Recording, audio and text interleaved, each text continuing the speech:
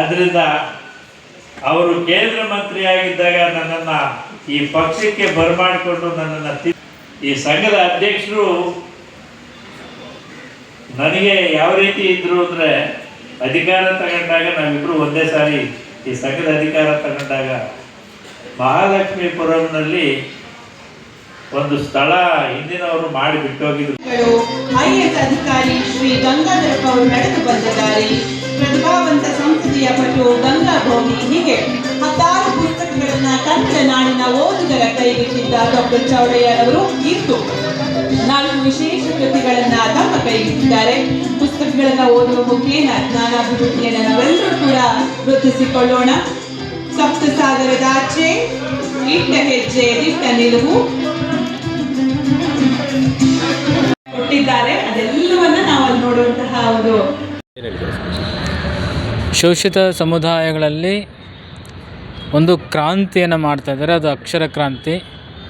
ಯಾವ ಸಮುದಾಯ ಅಕ್ಷರ ಕ್ರಾಂತಿಯನ್ನು ಮಾಡುತ್ತೆ ಅವರು ಆ ಸಮಕಾಲಿನಲ್ಲಿ ರಾಜ್ಯವನ್ನು, ರಾಷ್ಟ್ರವನ್ನು ಆಳ್ವಿಕೆಯನ್ನು ಮಾಡ್ತಾರೆ.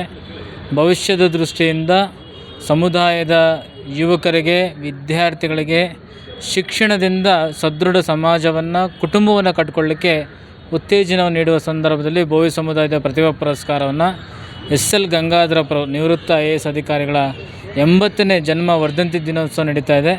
ಇದು ಅತ್ಯಂತ ಅರ್ಥಪೂರ್ಣವಾಗಿರುವಂತಹ ಕಾರ್ಯಕ್ರಮವಾಗಿದೆ.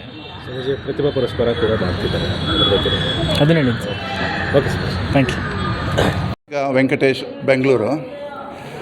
ನಮ್ಮ ಬೋವಿ ಸಂಘದಲ್ಲಿ ನಮ್ಮ ಎಸ್.ಎಲ್. ಗಂಗಾಧರಪ್ಪ ಅವರು ನಿವೃತ್ತಿ ನಂತರ ಸಹ 20 ವರ್ಷಗಳು ಕಾಲ ಸೇವೆ ಸಲ್ಲಿಸಿ ಸಂಘಟನೆ ಮಾಡಿ ಮಕ್ಕಳಿಗೆ, ವಿದ್ಯಾವಂತ ಮಕ್ಕಳಿಗೆಲ್ಲ ಪುರಸ್ಕಾರವನ್ನು ಇವತ್ತು ಕೊಟ್ಟಿದ್ದಾರೆ. ಇದೇ ಇನ್ನು ಮುಂದೆ ಮುಂದುವರಿಸ್ತಾರೆ, ಸಂಘವನ್ನು ಬಲಪಡಿಸಿದ್ದಾರೆ.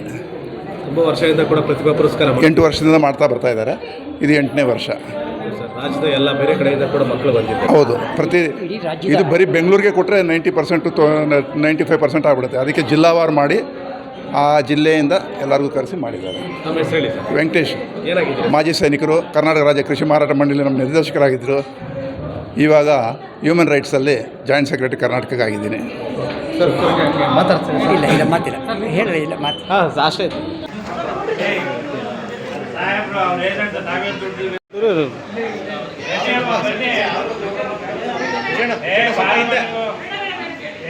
ಕರ್ನಾಟಕ ರಾಜ್ಯ ಬೋವಿ ವಡ್ಡರ ಸಂಘದ ವತಿಯಿಂದ ಇವತ್ತು ಏನು ಪ್ರತಿಭಾ ಪುರಸ್ಕಾರ ಸ್ವೀಕಾರ ಮಾಡಿದ್ದಾರೆ ಆ ಎಲ್ಲ ವಿದ್ಯಾರ್ಥಿಗಳಿಗೆ ನನ್ನ ಶುಭಾಶಯಗಳು.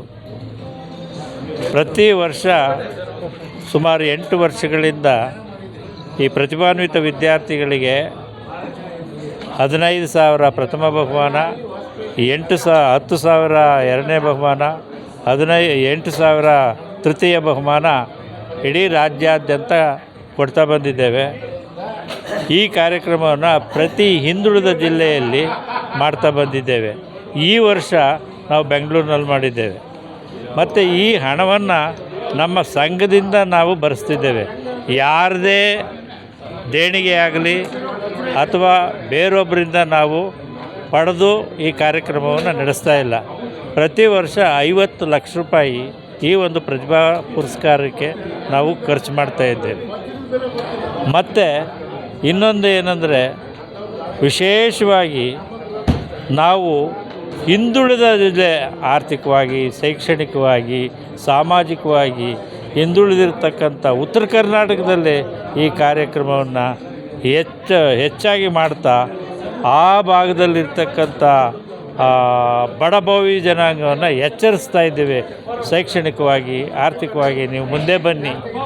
ಈ ಒಂದು ಮೀಸಲಾತಿಯನ್ನೇ ನಂಬಿಕೊಂಡು ನೀವು ನಿಮ್ಮ ಮಕ್ಕಳನ್ನು ಮುಂದುವರ್ಸೋಕ್ಕೆ ಹೋಗಬೇಡಿ. ನೀವು ಆ ಮೀಸಲಾತಿಯಿಂದ ಹೊರಗಡೆ ಬಂದು ಹೆಚ್ಚಿಗೆ ಇರ್ತಕ್ಕಂಥ ರಾಜ್ಯದ ಆದಾಯದಲ್ಲಿ ನೀವು ಸಮಭಾಗಿಗಳಾಗಿ ಆ ಪಾಲನ್ನು ಪಡ್ಕೊಳ್ಳೋಕ್ಕೆ ನೀವು ಶ್ರಮಿಸಿ. ಏನೂ ಈ ರಾಜ್ಯದಲ್ಲಿ ಇರ್ತಕ್ಕಂಥ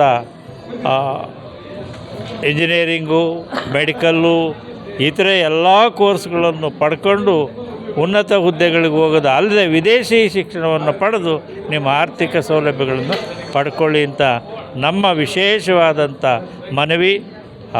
ಮಕ್ಕಳಲ್ಲಿ ಬೇಡ್ಕೊತೀವಿ. ನಮ್ಮ ಹೆಸರು ಹೇಳಿ ಸರ್. ಡಾಕ್ಟರ್ ಚೌಡಯ್ಯ, ಸಾಹಿತಿ, ಕರ್ನಾಟಕ ರಾಜ್ಯ ಬೋವಿ ವಡ್ರ ಸಂಘದ ಪ್ರಧಾನ ಕಾರ್ಯದರ್ಶಿ.